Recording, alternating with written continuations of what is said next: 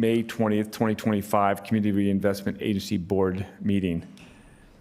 Our meetings are public, and you are welcome to join us in person or on Zoom or by watching from the Salt Lake City Council's agenda page, YouTube or SLC TV.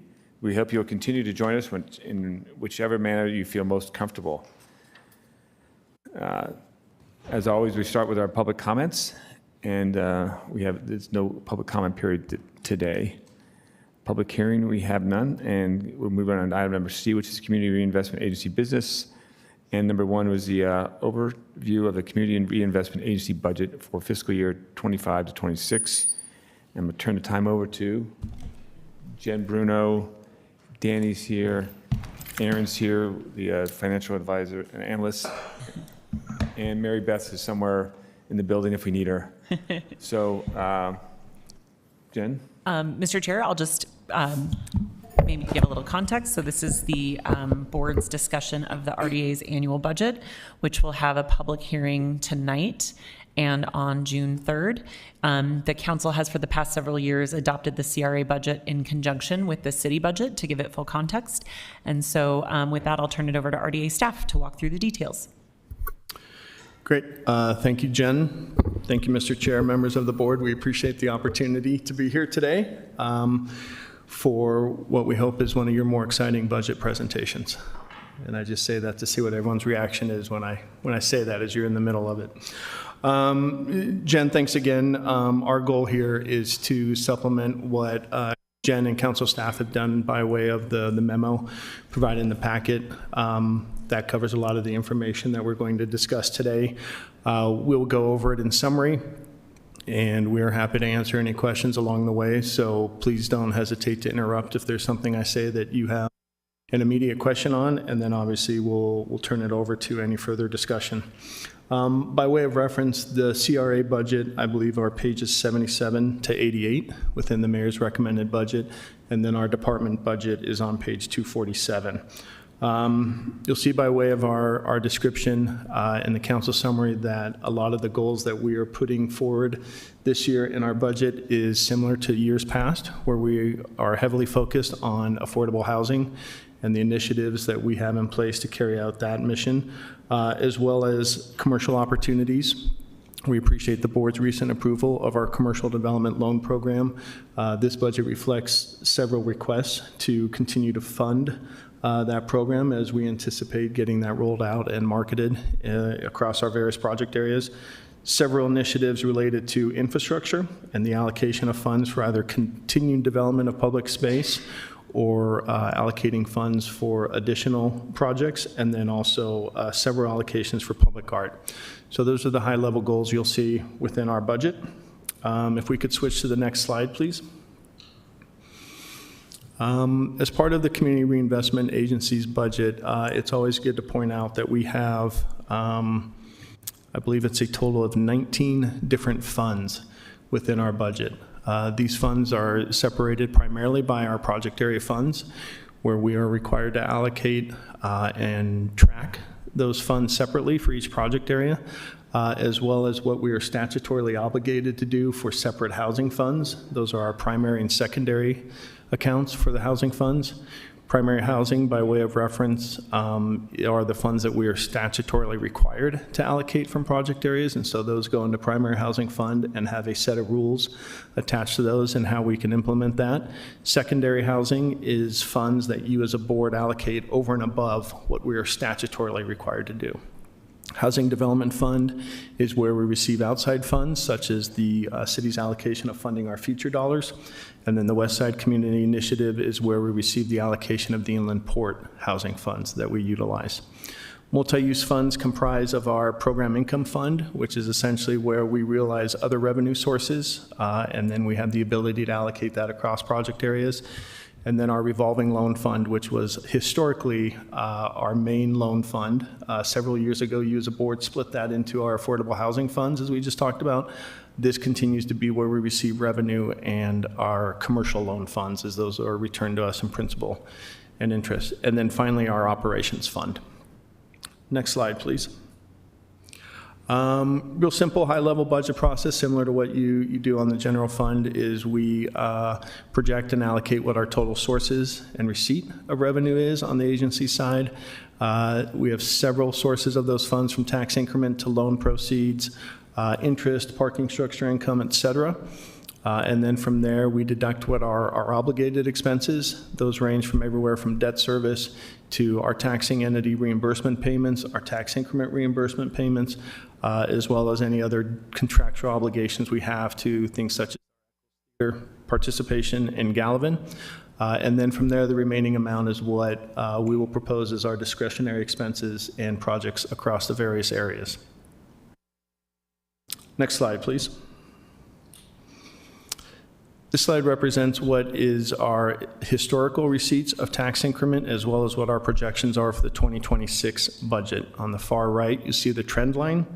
The overall decrease that you see down at the bottom in the total row represents primarily that Depot District has expired as a project area. So that is a loss of $6 million of annual increment that is accounted for within this budget. You'll also see downward trends for the Central Business District and Block 70. These are primarily a function of what we understand to be a reassessment of office properties within the downtown area, an adjustment for that. But overall, most of the other project areas are trending up. By way of this year's budget, we are projecting all of our project areas at a 2%, with the exception of CBD and Block 70. CBD, we are actually projecting a decrease because of the hit that we took in this year's current fiscal year budget. So we're carrying that forward until we see a rebound, and we're holding Block 70 flat, as that reflects what the actual amount of increment was for that project area. Any other questions on that before I move on? On the northwest quadrant side of the house, I see the trend line. Is that still at 2%, or is that also higher than the 2%? I mean, Everything 2%. everything else is 2% besides the Block 70 CBD. And we're 2% off the budget amount, not the actual, right? It's off the actual amount received, so where it says 2025A, that's what we received in increment for the current fiscal year. Oh, yeah. And so it's adding 2% onto that amount for all of the project areas, except for CBD, which is a decrease of 3%, Block 70 held flat. Great. Thank you. Next slide, please. Okay, this looks like at each of our individual funds and what the overall expenses are charged by that fund. This is primarily just to show the difference between this current year and what we're proposing in 2026 budget year. Next slide, please. Actually, sorry, go back. A couple other things I wanted to note on that. You'll notice that there's a slight decrease in our housing funds. Just a small one. Again, that's primarily due to the loss of Depot District in terms of increment coming in, as well as the increase in the multi-use funds, the program income and the revolving loan fund. That is primarily due to realizing the interest calculation within this year's budget. Next slide, please. This is an overall picture of our revenue across the entire budget. Our total revenue within the agency budget is just over $86 million. However, that total revenue is just over $68 million when you exclude what is the internal transfers. So you have a breakdown of $58 million plus in revenue. We have over $17.5 million in internal transfers. The $7.3 million of fund balance, that is your transition holding account and carryover from your fiscal year 25 budget that you see in our budget amendment 2. And then the external transfer is the $2.59 million that we realized from funding our future. Beneath all those numbers on the right, you'll see where we realize our revenue from the inland port, as well as parking structure, and some small amounts for our loan repayments, principal and interest. Next slide, please. This is the revenue as it is allocated towards our housing funds. So you'll see that in this year's budget, we're proposing just over $9 million in total affordable housing allocation. You can see on the right how that breaks down in terms of the $2.6 million from funding our future, and then the inland port housing. The carryover amount, the transition holding account, is what is carrying over from this year's budget into next year's budget. And then from there, it breaks down in terms of interest from investments. And below that, you start to see what are the individual allocations from each project area fund. Next slide, please. Getting into our obligated expenses, if you look at what our $86+ million budget looks like, over $50 million of that is considered obligated expenses. The largest of which is what is our taxing entity payments. This is where we as an agency serve as a flow-through for the taxing entities for some of our project areas where we receive a higher amount of the increment percentage, but then we turn around and immediately rebate that back to the taxing entities as part of our interlocal agreements with them. Beyond that, you see significant expenses for the Eccles debt service, internal transfers for what are our administrative fund across the different project area funds, what are then our reimbursements to private developers. Then we get into the debt service of just over $3 million. That's the North Temple Viaduct debt service payment that we pass on to the city for that project. And then below that, you start getting into the smaller allocations of what are our housing fund disbursements, what do we allocate for Gallivan and Eccles and other obligations. Any questions on this before I move on? A lot of information on this. It's just $50 million, no questions on that, right? Okay. Next slide, please. This is what that breakdown looks like across the different project area funds. Same information, you can just start to see how it plays out within the different project areas, which project areas have those obligations for the taxing entity payments, where we pull for our Eccles debt service, where do we have the TI reimbursements with private developers, as well as where do we start getting into what are some of those housing fund transfers across the project areas, things like that. You also start seeing at the bottom what are some of those smaller obligations we have with either the school district for the school construction housing funds or the county, and then how that plays out across different funds. Next slide, please. Okay, this is where we allocate the remainder of our funds for discretionary expenses. This is where we allocate that across the different funds to the specific projects.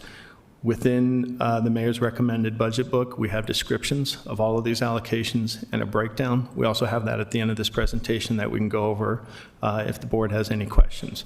But the main things to point out here is just looking at what that starts to encompass as we are, one, how much increment we have available within each fund to spend and how we are doing that. This does not include our housing allocations. We'll get to that in a future slide.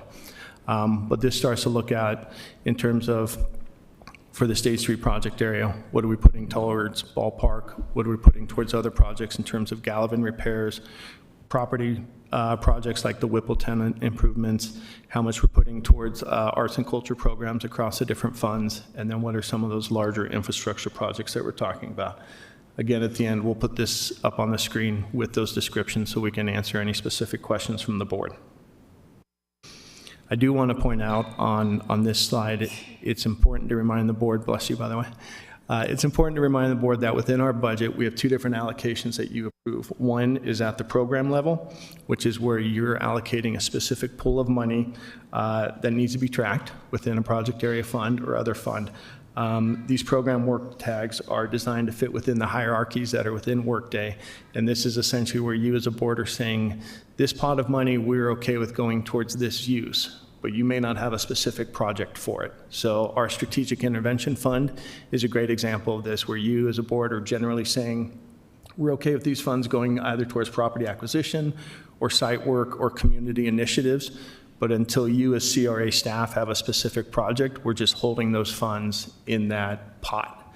And then you'll also see allocations for specific projects, which this is where we come to you, and as part of your budget, some of your approval will be for specific projects. So a great example of that is within State Street, the Meetup project is where you're saying, we as a board are okay with $50,000 going to this specific project, or we are okay with $1 million going towards Ballpark funds for the site planning.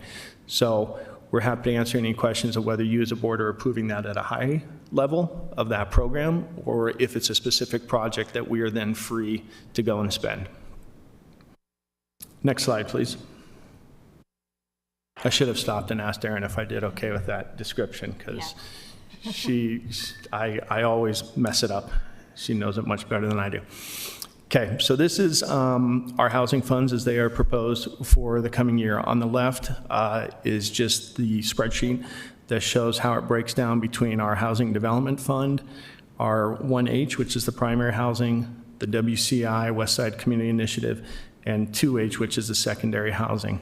What does that look like in terms of what is discretionary? What are some of those obligations we have within those funds? And then what is the total amount of just over $9 million that we're proposing for affordable housing? On the right is how we as staff is proposing to put that out into our projects and programs as per what you as the board approved for our affordable housing funding priorities recently. So we're looking at just over $3.5 million for the competitive NOFA for the Housing Development Loan Program, and then another just under $2.5 million that will be targeted towards deeply affordable projects as per the mayor's goals and what we've heard from you as a council as a priority as well. Housing property disposition of $1 million. This is targeted specifically to the DI site in Sugar House to incorporate deeply affordable units within that project, so that $1 million will go to that initiative. And then the wealth building housing opportunities will be another $1 million that we identify as part of our offering to go towards initiatives and programs for wealth building. And then beyond that, the $232,000, I should note this is the first year that we have allocated administrative expenses from our housing funds. As we get into with our administrative budget, trying to cover the increase of costs that we have, one, for our administrative budget, and the loss of our depot district tax increment that has historically contributed to that, we had to allocate administrative expenses from other funds that we traditionally have not done. So this is the first that you see that us recognizing that our housing initiatives cover a lot of administrative expenses, and we need to start pulling for some of those funds. And Mr. Chair, I just wanted to chime in. I think I made this same blurb last year, but there's nothing prohibiting the city from also transferring general fund dollars to support the administrative costs of the RDA. Several other cities in Utah do that as just part of their routine budgeting. Our RDA has been unique in that they've been able to essentially self-sustain with administrative fees from project areas, but I think as the law has changed and as taxing entities have been more restrictive about allowing project areas to pay for administrative expenses, I think it's been more challenging to find ways for the RDA to balance that budget. So just throwing that out there, not suggesting that we should do that this year or anything, but just throwing that out there as an option. Yeah. Thank you, Jen. And just by way of adding on to that, we did a pretty good job of covering it this year. I think as Jen alluded, I think this is a conversation we will have to have in the future of how this starts to look as that gap becomes greater of covering our admin expenses. And then at the bottom under the obligated expenses, these are allocations that we do have to set aside as a requirement of our interlocal with both the school district and the county. These are housing funds that have a specific targeted use. For the school district, we have to target either family or workforce housing. And so as we look at projects within the NOFA, if projects qualify for that, we will likely come to you as a board and say, we'd like to put these funds into this project because it meets that requirement we have. Likewise with the county required, these are funds that the county would like us to put towards affordable housing, but they have mandated that we cannot do that through a loan. So we have to find another mechanism to allocate those funds. And so as we either have projects that come to us as part of our NOFAs that meet that, we'll propose to allocate that accordingly. If not, we'll come back to you as a board with ideas of how we'd like to spend that to meet that requirement. Anything I missed on that? Okay.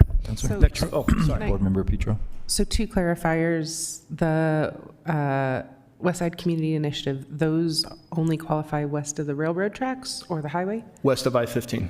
Of the highway, okay. So, I mean, looks like more than half of the work is going to have to be done in our district, or in our districts. And then, so on the school district required, does that $557,000 get automatically added to the NOFA and then there's just select applications that will qualify for it? Or will the NOFA go out without that money and then you can layer it in as you see appropriate? We'll likely identify that as available funding, but as we present you with that matrix when the projects come to you, we'll have that as a separate line item of whether that funding has been qualified with those projects or if that just needs to continue to be held separately. So when we see the grand total, like we're putting out $5 million, Yep. and that $557,000 will already be added into that $5 million? Yes. Okay. Yeah. We'll probably likely include that, but not the county funds, because the school district funding already aligns with what you as a board have identified as your priorities for family and workforce, so it's easier to advertise that per se versus the other. Okay, I think that was everything I wanted to say on this slide, but I lost my place, so I have to go up. Next slide, please. Okay, so for our multi-use funds and programs, again, this is our program income fund and our revolving loan fund. Again, this is where we realize revenue that is either our parking structures, rental income, other income, and the revolving loan fund is where we have existing commercial loan portfolio that we're realizing the repayment of that. So on the right, what we're proposing is continuing to recycle 3.3 million of that within the commercial revolving loan fund. So that will get added to the other allocations that as we put our program out on the streets and advertise it, that will be available funds, and that can be spent across any project area. Same thing with the housing fund. This is the first year that we have allocated a transfer to our administrative expenses from program income. And this is where we have realized a big share of that to cover the gap of what we didn't get in the district. And then beyond that, proposing $850,000 for maintenance and repairs to Gallivan. As we've said in years past, we have significant repairs that we're identifying that we need to do to Gallivan that we're reserving funds for. And then we have out of program income, we pay a chunk of our charges and services. We have $200,000 for infrastructure, which is additional funds needed for the demolition of the DI site. As part of continuing to look at that project, along with the S-line extension, looking at how that demolition has to do the grading, and then also some relocation of electrical work. It's a very complicated property that needs additional funds. And then the $25,000 for the arts and culture is to relocate the art for Hope that is on the side of the DI building. So we'll have funds allocated specifically for that. Any other questions on the PIF or the RLF budgets? Next slide, please. This is our operations fund. On the left, you can see what the allocation is coming in from each of our other funds. Again, for PIF, and the two housing funds, you can see that this is an increase, that we didn't have allocations in this current year, and then you can see the decrease from CBD and North Temple Viaduct. That is just a function of the increment that we received and the decrease there. Down in the bottom right, you can see the breakdown. The CRA personnel is just the simple cost of our personnel costs that we get from HR, so we're not proposing anything outside of what is just anticipated as part of the overall general fund budget and initiative. Our fees to the city, you'll see the administrative fees, those have increased by over $1 million, which is part of what's causing the need for us to have additional funds from our other funds. And then we're not projecting any changes at all within our charges and services or our operating and maintenance budget. Those are staying solid. Okay, next slide, please. CR staff is a staff of 22. We're not proposing any changes this year. Next slide. Gallivan staff is 13. Also not proposing any changes to that this year. Next slide. I think that gets us to the end. So as I said, I'm happy to put the other slides up of the program descriptions, but before I do that, are there any other questions in general on the CRA budget that we can answer right now? Thank you, Danny.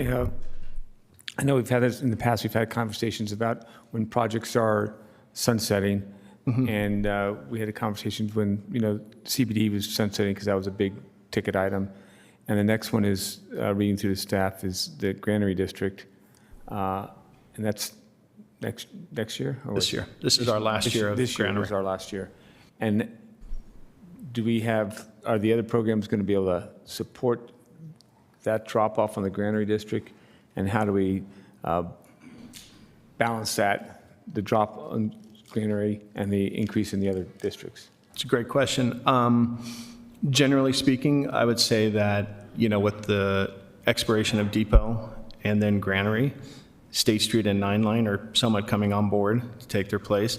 The one thing you also don't see in this budget is we have not accounted for the 2 new HTRZs either. You will not see those as a board until we actually realize the tax increment from those, and then those will come to you as part of our budget amendment that true ups what that is. So I think next year we calculate will be the first that we see the 900 South HTRZ, and then the year after that would be the Rio Grande. So those two project areas are not reflected here, but those will also help supplement what is the increment. The downside is HTRZs are very specific in what we can spend funds for, so they are not necessarily going to have that same higher level of community reinvestment effort that we've had historically in our project areas. And the Depot District is probably arguably going to be replaced with State Street increment real soon here, so that will help with things like housing. But the final answer to your question is to supplement that. That is where the West Side Community Initiative funds are important in terms of continuing our housing efforts. The funding our future dollars that we receive are important. And then any other increment that we receive that we can spend becomes a factor of how we fill those gaps. There's one more thing to keep in mind too. With Depot and Granary, they contribute 15% of the increment, and they also have a lower base value than any of the newer project areas. So even as the increment will increase, the percentage that is allowed by all of the ILAs will be smaller than what Depot and Granary currently contribute. But also with, this is part of the education side of the house, with the CBD going, and tax increment going away, how does that hit our property tax revenues? City, as a city overall, and our general fund? Yeah, the general fund receives those as new growth. So They said you see that in the new growth. right. So all of the taxing entities realize the benefit of the project areas once they expire. So the county gets their full increment, the city, the school district, et cetera. So will we, will we see a good, healthy jump on the property tax as new growth? In the next fiscal year. Not, right, because they, Yes, next fiscal year, I Yes. think you realize Depot's new Right. growth. So like Yes. March of 2026 is when that money will appear. And so you'll have it either as a budget amendment or the administration will fold it into the annual budget. We've done it both ways in the past. Like when Sugar House expired, it was done as a budget amendment. but that's not part of this, the budget we're looking at now. We did not assume we were going to get some. Okay, not yet. Okay. Thank you. Petro? In the fund that goes up and transfers over from the previous year, Say that again. that there's the transfer account you said that the carryovers? Transition, yes. Is that money all allocated and we're just waiting for things to come to fruition, or will that be added to NOFAs or? That money is currently being identified and allocated as Okay. part of BA2, which So it's just like you're we're finishing approving. administering it? But we are showing that within fiscal year 26 budget, we're realizing that full $7+ million, and it is going into projects. Okay, thank you. So, and if I may follow up on your comment on the West Side Community Initiative, I think that's a great comment to make, that those funds do have to be directed west of I-15.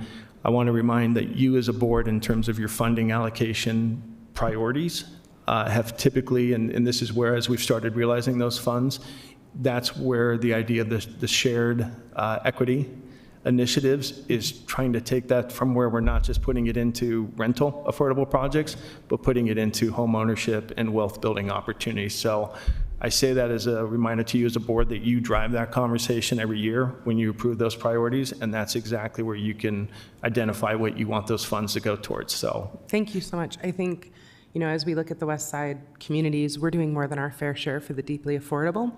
We have almost all of the rehabilitative communities, from the Other Side Village to the Switch Point units, everything west of Redwood on North Temple, save for one development, is between 30 and 60% AMI. So for us, workforce housing and the preservation of the union workers, the teachers, the nonprofit workers who have historically called Rose Park and the West Side home is really important. So shared equity models are exactly, family size shared equity is exactly where my heart would beat the best, the fastest if I saw that money being allocated. it's, just wanted you to know, we hear that. We've been lucky so far to where the amounts, but as those amounts grow, I think it becomes a more intentional conversation to have. Thank you. Okay. Mr. Chair, Mr. Vice Chair, if you're okay, we can jump to the next few slides and just talk high level of some of those specific project descriptions if you do have questions. So if we could bring the slides back up.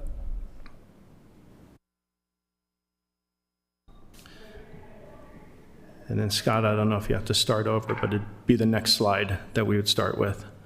Once again, these are in the mayor's recommended budget, so I'm not going to go over each and every one of these as much as I just wanted to call to the board's attention a few of the projects that we are proposing. Number one, I wanted to speak to what are our ballpark allocations. The first one there is $1 million. This is essentially starting to set aside funds for what will become the development of the ballpark. So this would be a program allocation. It's not a specific project yet, as much as just recognizing that whatever we're going to be doing for the ballpark, we need to start setting aside funds to do that. And some of this could start coming forward as far as site design work or additional planning or whatever. But that's what that is. 2 lines down from that, the $750,000, that is the allocation for what we assume will be continued activation and maintaining the ballpark so that it can continue to be activated and have that. That's probably a little bit high of a number, but we didn't know what all that would include. But that is something that would be specific to the ballpark. Right above that is $1 million that we identify for infrastructure within State Street. This could be something along the lines of continuing life on State or other infrastructure projects across the project area. But we recognize there's a lot of needs within State Street for infrastructure, so we wanted to identify projects for that. City Creek daylight design, this is continuing the design for how to daylight City Creek and taking those designs a little bit further in terms of the process and identify what that project could be. I mentioned the additional Mead Ave funding. Next slide, please. A couple more quick projects to highlight. This gets into our infrastructure and arts and culture, so some of these are somewhat obligations we have in terms of the Eccles Theater operating reserve, but you do see that we're also looking at allocating additional funds for another State Street art project, as well as additional funds for art in North Temple project area, 9 line. The $37,000 for Japantown art, that's just a function of what we receive from Block 67, and we figured we would allocate that to the art as we continue to find that. And then the Regent Street event programming is additional funds that we work with the county to do specific events there. And next slide, I think gets us through the bulk of the project initiatives. This is our housing property disposition for the DI site, as I spoke about. Gallivan repairs, Whipple tenant improvements. You'll recall that we purchased the property that used to be Whipple Plumbing, Folsom. This is $500,000 to renovate that property. Our plan is to put that out through an RFP to have someone come and lease the space. This is to help do improvements and demolition of some of the buildings there. And then I think that's the main ones, $80,000 for our obligation for maintaining Regent Street. So happy to go back. The next 2 slides go into some additional details, but those are more or less just obligations that we have. Any questions on specific program or project allocations? Board Member Dugan. Just general, are these the funds that we're looking at spending this year, or are these multi-year allocations? So these are funds that you are allocating this year for the most part.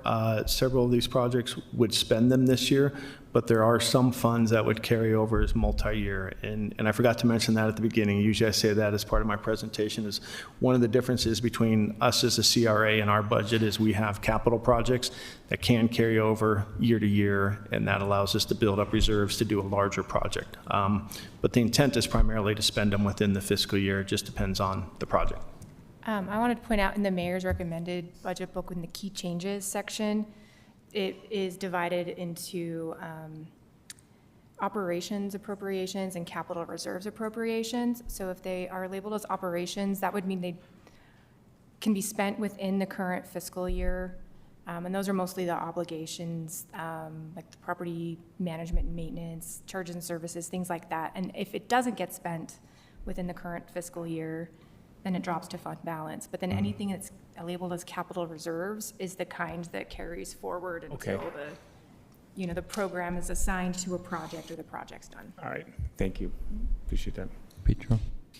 Does this art ever get, does the fund ever get commingled with Arts Council to amplify some of the funding that the Arts Council is allocating? Or do you do your own curation within CRA? Both.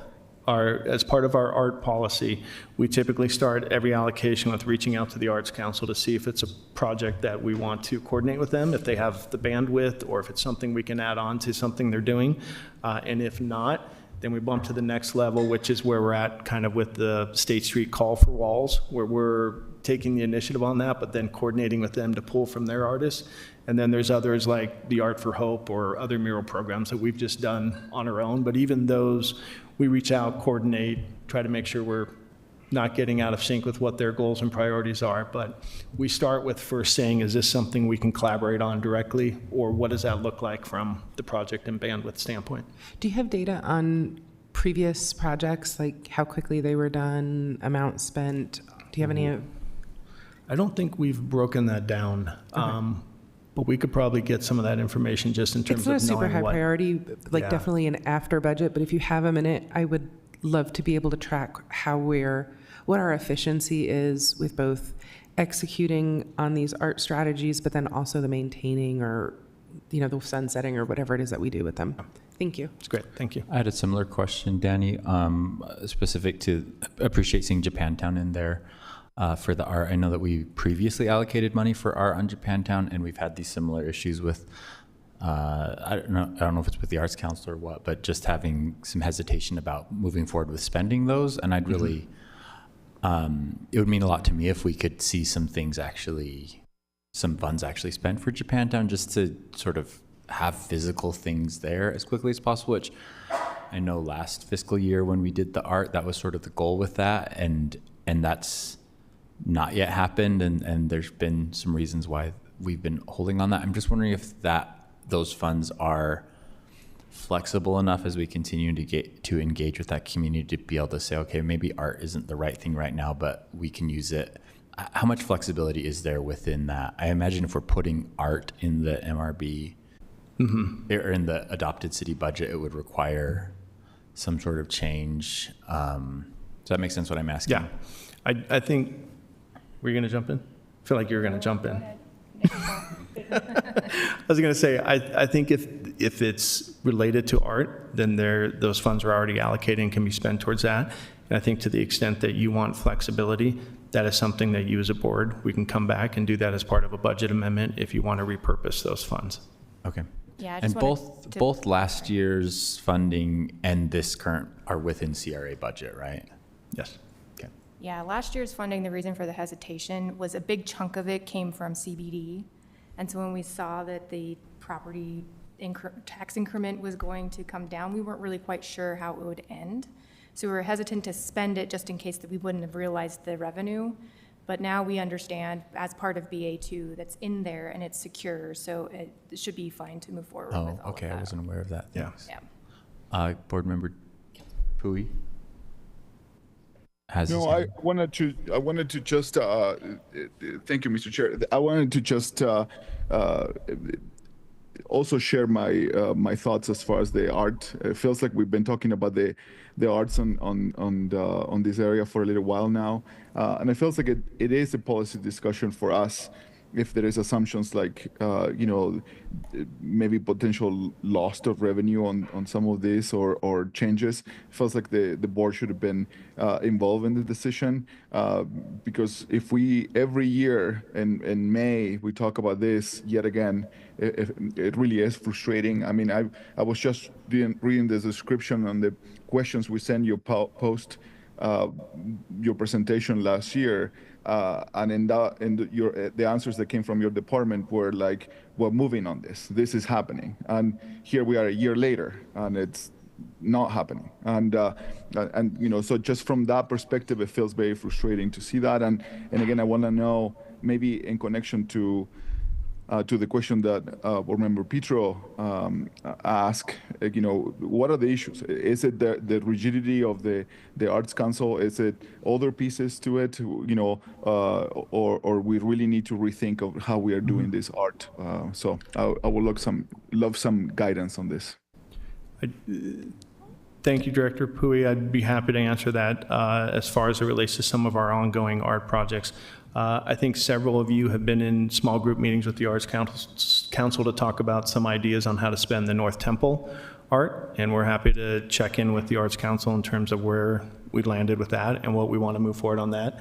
The 9-line art allocations that you as a board have done that we've increased year over year, that's a great question. You'll recall that part of those funds were allocated to be part of what is, I believe, the Glendale Park art installation, and then also continuing to work with the Arts Council on what could be a secondary West Side art installation. And I don't know if those conversations have gone anywhere else since that time, but we're happy to check in and report back to the board on those. But that at least understands that we are working on those with the Arts Council. Those are carryover amounts, and we do intend to spend them.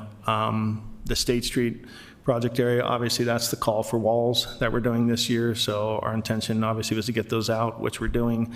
And we'll continue to do that on the allocations as we work through with the Arts Council and or identify if it's a project that we can lead out on. Petra? On the Japantown art, do we know yet how the ticket sales will come into, that we negotiated in the participation agreement with SEG, how they will come into the city, and is there any chance, 37,000 is a lovely idea. We are paying for the call with 37,000. I spend that much on my mortgage annually. This is not a huge amount that we're putting, and Japantown definitely deserves more.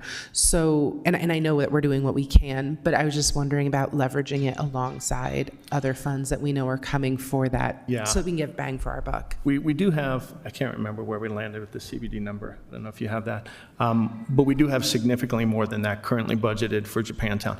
This 37,000 is by no way a reflection of what our commitment is, as much as this is that 10% from Block 67 we get that goes to Japantown. So that's why this dollar amount Well, is Block just- 67 is an issue for me, full of frustration. It has understand. nothing to do with you. but yeah. I appreciate you making beauty from ashes on Block 67. I didn't want it to look like we were only thinking Japantown was worth 37,000 as much as the idea was this money is allocated for Japantown and it would be put on top of the money we currently have for art. And then will we be able to commingle those funds, do we know, or is that a question yet to be determined? That's a question probably for Mary Beth. I don't know. Okay. Funds would work and Or come has a into the response general as well. fund. The I have a little more information on that. Mary Beth and I were discussing that the ticket fees are currently being collected, but because we don't yet know the amount, especially with the summer, the Delta Center essentially being closed during the summer, I think she felt the more prudent budgeting approach would be to wait for a budget amendment and more months of actual data to show. I believe her plan is to track it in a separate fund so that we have clear reporting. I think given the participation agreement, it governs how you can spend those dollars. So I think as long as you spend those dollars in a way that's consistent with the participation agreement, you could absolutely add whatever other funds you wanted, whether it's from RDA, especially, well, assuming it's consistent with the RDA regulations too. So. Okay. And I'll just add real fast because we found the number. We currently have 336,000 reserved for Japantown art. So this would be in addition to that. Okay, then there's a typo here, because I saw that in the other one. I thought we were doing like a 10% thing. There's a typo on page 251 where it gets dropped down to 37,000. Yeah. On the first page, I saw that it was at 377,000. So Yeah, it mostly has to do with the funding sources. So Okay. the 300,000 from last year comes from CBD. okay, Now we're seeing a decrease in increment. So we don't have that in CBD right now. But Block 70 is a consistent source for that to add to that $300,000. And then as hopefully increment increases in CBD, that could be something that could be added to. okay, thank you. Mr. Chair, very quickly.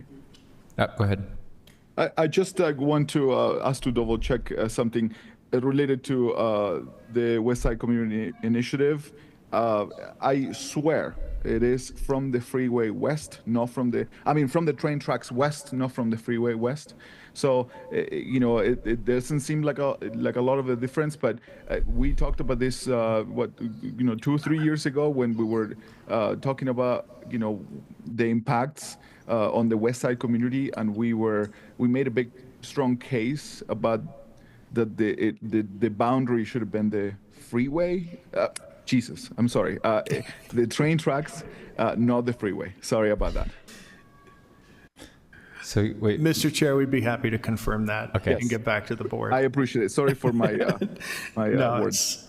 I think now we're all second guessing it as we sit here and look at each other. So Tracy Tran just confirmed it's west of I-15, but for what that's Okay. worth. okay. Yeah, I was gonna, District 3 would object to that definition. We feel that it is the train tracks, so, but yeah, just putting that out there. Is it, I mean, because it's so close, the train tracks and the freeway, is it possible for when the when the CRA puts out the notice of funding availability, if there's a project that is between the train tracks and the freeway, could the CRA consider recommending that, even though?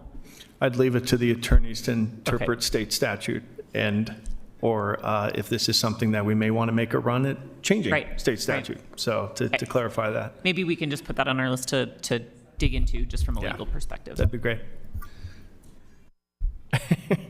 Any other questions we can answer regarding the budget? Board members, any other questions?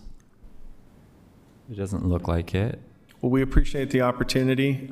If there are any other questions, please let us know. We'll make ourselves available at whatever level that we need to answer those, and thank you. Thank you, Danny. Appreciate your overview of the budget and answering those questions. I think that brings us to report and announcements from the executive director. There are none. Vice Chair, none. Danny, do you have announcements? We have no formal updates or announcements. I just want to take the opportunity to thank CRA staff for the development of the budget, as well as the finance department. And Jen, you and your staff, there's a lot of work, as you know, that goes into all these budgets. So wanted to at least take my opportunity to thank our staff for the amount of work that they've done Thank you putting so this together. much. Thank We you. don't have a written briefing, and we do not have a consent agenda. Mr. Chair, really quickly, can I just throw out there that if any board members have any questions that come up between now and budget adoption, we can absolutely schedule a follow-up discussion on the CRA budget if there's anything the board wants more information on, or if there are specific changes to some of the line items. So please don't hesitate to reach out to our staff or CRA staff, and we can work with the chair to schedule a follow-up discussion. And for the public hearing specific to CRA is tonight, And then another one on June 3rd, on June 3rd, and then potential adoption would be on the 10th. on the 10th. Okay. But, so right now, there's no other CRA discussions planned, but we can do that if there's interest.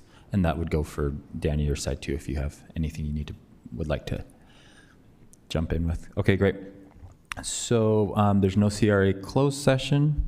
So our CRA meeting is adjourned. Mr. Council Chair, when should we plan to come back? Let's do 10 minutes. So Okay, we'll start so at, 2:05. yeah.